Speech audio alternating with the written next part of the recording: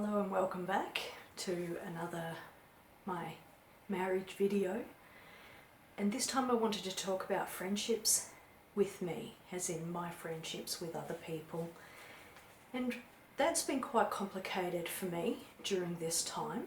Well, to begin with, I was talking with anybody and everybody I could, so my mum, my best friends and things like this, and I would call them up and I would say, hey, we just had this interaction, and this is how it went, and I'm at a loss to explain this. I don't understand what's going on. Can you help? Can you give me some advice? So I was doing a lot of that in the beginning. And when I met him, he had a female friend. She was the girlfriend of a friend of his who he'd been friends with for 12 years. And she would talk to me about how wonderful he was, that she was talking to me about all these things that he would do for her, that he had done for her. And I was sitting there thinking, this guy you're describing is not at all the same guy that I'm dating. Like, what's going on there? Why is he being so lovely to her and not so lovely to me? Now, I have since found out, since finding out that he's on the spectrum and researching, that it's quite typical for autistic Asperger's people to be very friendly to people they're not in relationships with. And in fact, as you know, they'll court you and be really lovely to you at the start of that courting and then just settle down. And because he's never been in a relationship with this woman, he doesn't need to settle down per se. And fundamentally, he might be being nice to her and sweet to her, but he's only seeing her a handful of times a year. So it's not the same as when you're in a relationship with him. But I didn't know any of that back then. And I was just so confused as to why he was so lovely to this girl and not so lovely to me. And she started getting agitated with me talking about him this way, because she was saying that I was being really negative and I wasn't looking at the positives and things of that nature. And I can understand where she's coming from. I was desperately seeking answers as to why he was operating the way that he is. So progressing further, I found that friendships became strained with people because they couldn't relate to me and they couldn't understand what was going on. And a lot of people did just find me negative. They were like, wow, have you ever got anything nice to say about your husband? And it was just so difficult. I would talk to friends that I'd made, like you join a mother's group and you chat away, and I would say something that my husband had done, and they would just be scratching their heads and going, what? My husband would never do that. And that was often what they would say, is that their husband or partner would never do that. And then I'd be thinking, well, why is mine doing it then? And if your husband isn't doing that, what does he do? Because surely your marriage can't be perfect. And how do you deal with the conflicts that do arise? And people just couldn't understand it because I had so many conflicts arising, and it was almost sort of constant. I mean, during that time it was definitely daily. And so I think people just started to feel like, who is this person, me, and what's wrong with her? So it started to become, as I said, strained. I feel like people started to avoid me. I don't really blame them. I could feel sorry for myself and be like, poor me. But at the same time, I get where they're coming from. It can be hard to deal with something like this. Again, since finding out that he has Asperger's and speaking to other women, I'm finding that they've been in very similar boats. So it's kind of like, for the first time in forever, I have found people that can relate to me, that do understand the struggle, that in neurotypical marriages you might have hardships, but you also have a few more highs and a few more connections and intimacy and you know, maybe like brilliant sex lives and things like this, things that gel you together and make your marriage cohesive. Whereas when you're neurotypical and neurodiverse, you don't really have those connections and things that kind of cancel out the negatives.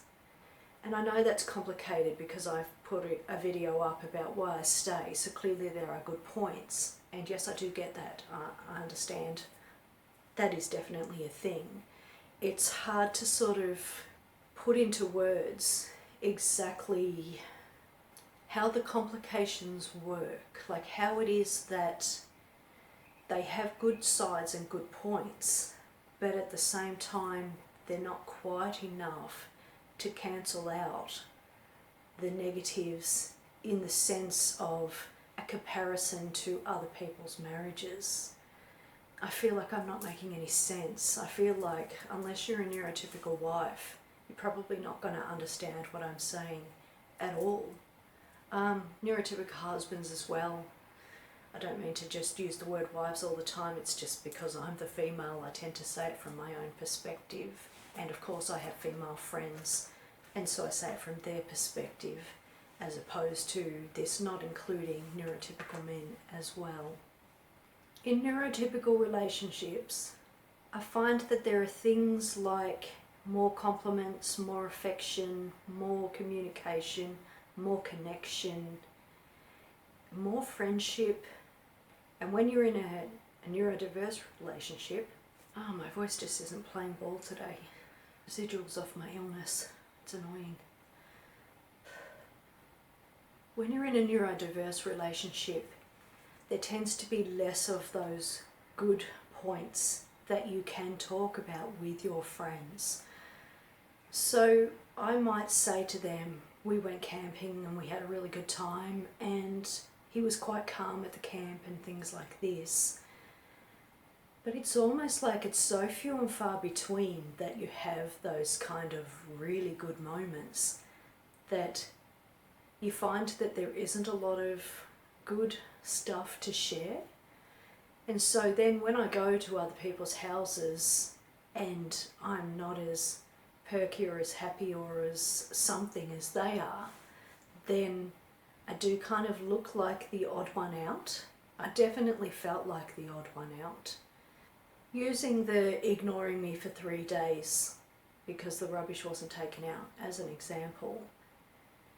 When I found out that's why he wasn't talking to me, I was so tense, just really aggro. I mean, aside from the fact that I'd been ignored for 3 days, so I already had that angst. I was already feeling really, kind of thing, like what is going on?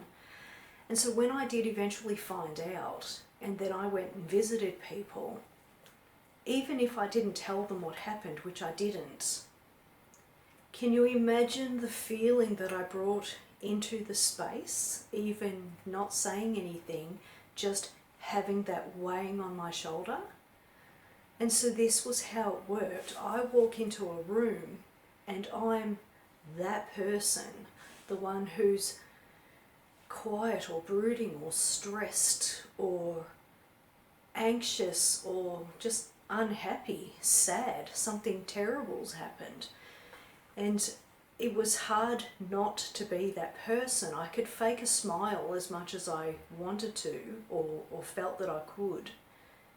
But there was only so much that you can fake, and only so much that you can kind of hide and sweep under the carpet. So when I did talk to people about what was going on, they were fairly kind of confused about my relationship, why I'm staying, what's going on, how I'm handling it, and just how kind of hard and negative it was. Once I found out he was on the spectrum, everything changed. I stopped talking to people about him because I didn't need their answers anymore. One of the reasons that I talked to people was because I wanted to find out what was going on, why he was operating the way that he was, and how I should be dealing with it. Like, what should I be doing?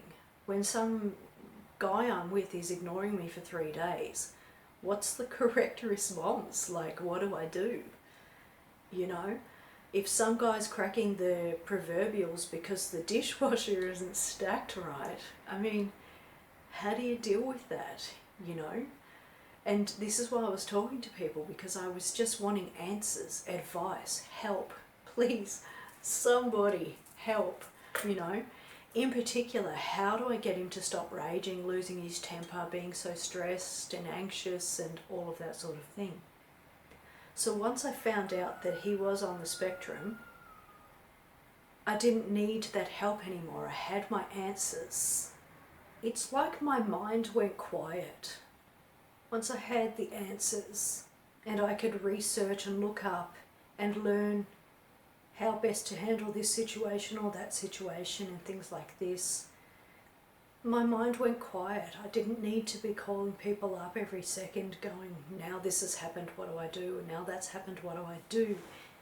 I just sort of had answers and just this peace within myself. So it certainly helps knowing that there's something behind what he's doing. It certainly helps having a label, for, you know, lack of better wording.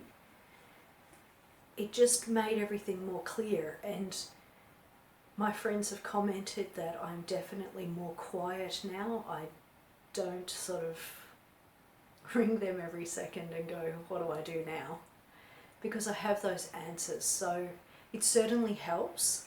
That being said, I've lost a lot of friendships over the years because of it, because I've been so moody when I visit them, and I didn't have a lot of great stories, happy stories to tell.